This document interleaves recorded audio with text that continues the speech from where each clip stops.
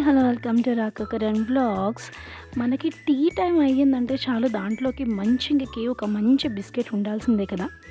So ఆ బిస్కెట్లే మనం ఇంట్లో తయారు చేసుకుంటే అది కూడా without any maida and sugar. రండి, మీకోసం ఇన్ని వెరైటీస్ ఆఫ్ బిస్కెట్స్ ఒకే డోతో ప్రిపేర్ చేశాను.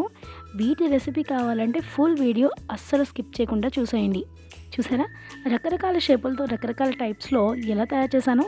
చేయడం ఎంత ఈజీ అంటే దానికోసం 3/4 కప్ ఆఫ్ జాగరి పౌడర్ అంటే బెల్లం పొడి, ఒక 4 నుండి 5 టేబుల్ స్పూన్ల నెయ్యి, బటర్ ఉంటే బటర్ కూడా యాడ్ చేసుకోవచ్చు.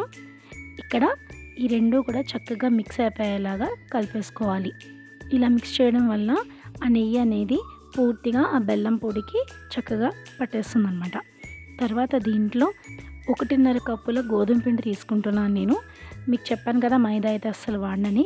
దాంట్లోనే 1/2 table spoon baking powder, 1/4 table spoon baking soda వేసేసుకుని చిటికెడ ఉప్పు వేసుకుని దీన్ని కూడా పూర్తిగా కలిపేసుకుంటున్నాను. సో ఇక్కడ మీరు చూస్తే ఇది మనకి చాలా తక్కువగా క్వాంటిటీలా కనిపిస్తుంది, కానీ బిస్కెట్స్ అయితే చాలా ఎక్కువ వస్తాయి. సో తర్వాత దీంట్లో మనం తగినన్ని పాలు పోసుకోవాలి. తగినన్ని నేను ఎందుకన్నానంటే ఈ బ్యాటర్ అనేది మనకి చపాతీ పిండి కన్నా ఇంకా కొంచెం గట్టిగానే ఉండాలి. ఇక్కడ మీకు చూపిస్తాను. నేను ఇక్కడ పోసింది 3 నుండి 4 టేబుల్ స్పూన్ల పాలు అనమాట. సో అవి కాచి చల్లార్చిన పాలు, పచ్చి పాలు కాదు. సో అలా పాలు అనేది మనం కన్సిస్టెన్సీ అడ్జస్ట్ చేసుకుంటూ పోసుకోవాలి. ఎందుకంటే ఇది మరీ జారుగా అయిపోకూడదు, మరీ గట్టిగా బిగిసిపోకూడదు. సో మనం చూసుకుంటూ వేసుకోవాలన్నమాట. మిల్క్ అనేది జాగ్రత్తగా వేసుకుంటూ అలా నెమ్మదిగా యాడ్ చేసుకుంటూ వెళ్ళాలి. సో ఇక్కడ మీరు చూస్తున్నారు కదా, మనం మిల్క్ అనేది కొంచెం కొంచెంగా పోసుకుంటున్నాము. ఇక్కడ మనకి ఆ పిండి అనేది ముద్ద అంతా కూడా చాలా దగ్గరగా రావాలి.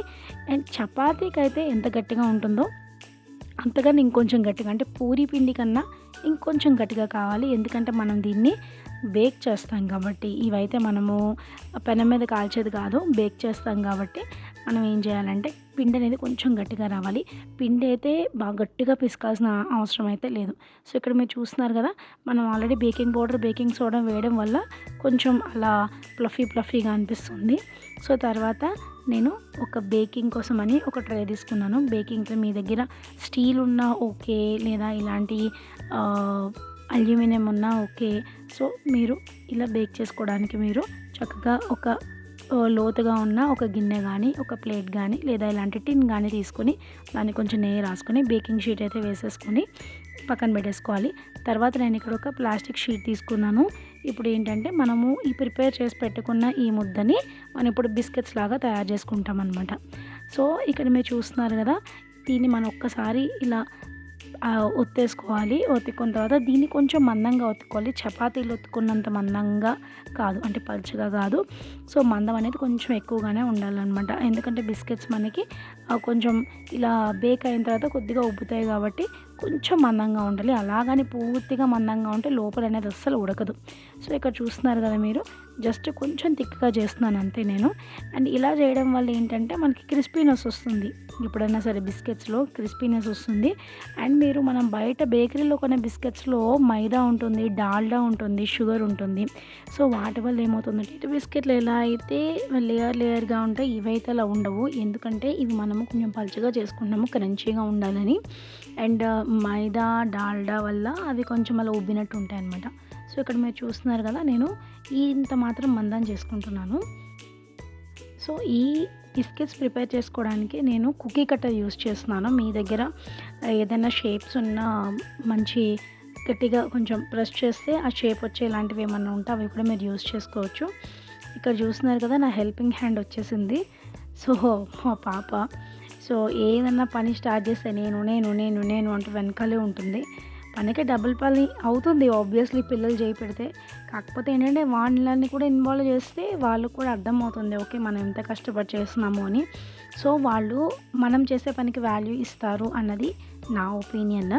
సో అన్నిట్లోనూ వాళ్ళని రమ్మనలేము, ఇలాంటి చిన్నవి జస్ట్ ఇప్పుడు బేకింగ్ దగ్గరికి వాటికి రమ్మనలేము, ఎందుకంటే అంతా పొయ్యి మంట ఉంటుంది కాబట్టి. సో ఇలాంటివైతే చక్కగా టేబుల్ దగ్గర చేసేస్తారు కాబట్టి అంతేత చేయించానమాట ఇట్లా. సో చూసారు కదా, నేను ఒక్కసారి ఎట్లా చేయాలో చేసి చూపిస్తే తను మిగిలినవన్నీ కూడా అలా ప్రెస్ చేసింది. సో ఇక్కడ ఇలా షేప్స్ అన్నీ నీట్గా వచ్చేసిన తర్వాత నేను ఇలా ఫోర్క్తో వాటిని ఇలా హోల్స్ చేసుకుంటున్నాను. ఎందుకంటే హీట్ అనేది ఈవెన్గా మొత్తం బిస్కెట్ అంతా స్ప్రెడ్ అవుతుంది.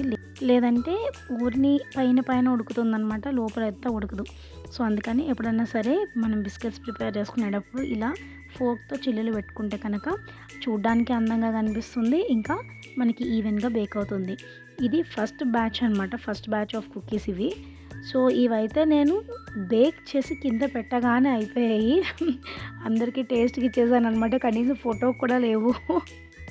టేస్ట్ అయితే ఎంత బాగున్నాయి, సో ఫోటో కూడా లేవన్నమాట. సో ఇక చూసారు కదా, ఈ ఫస్ట్ బ్యాచ్ ఆఫ్ కుకీస్ ఇవి.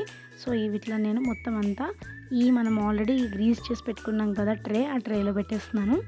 ఆ ట్రేలో పెట్టేసి నేను ఆల్రెడీ ప్రీహీట్ చేసి పెట్టుకున్నాను కుక్కర్ అనేది. కుక్కర్లో అడుగున కొంచెం సాల్ట్ వేసి ఒక రింగ్ వేసి పెట్టేసుకున్నాను.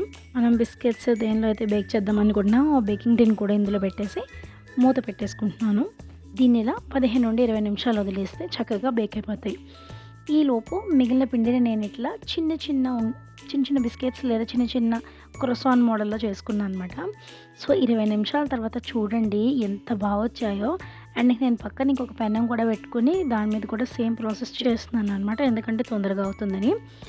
So first batch of cookies అయితే అయిపోయాయి. తర్వాత ఇలా చిన్నగా చేసుకునేవి, చిన్న క్రొసాన్ లాగా చేసుకున్నవి కూడా నేను దీనిలో పెట్టేసుకుని సెకండ్ బ్యాచ్ అనేది నేను ఇక్కడ బేక్ చేసేసుకుంటున్నాను.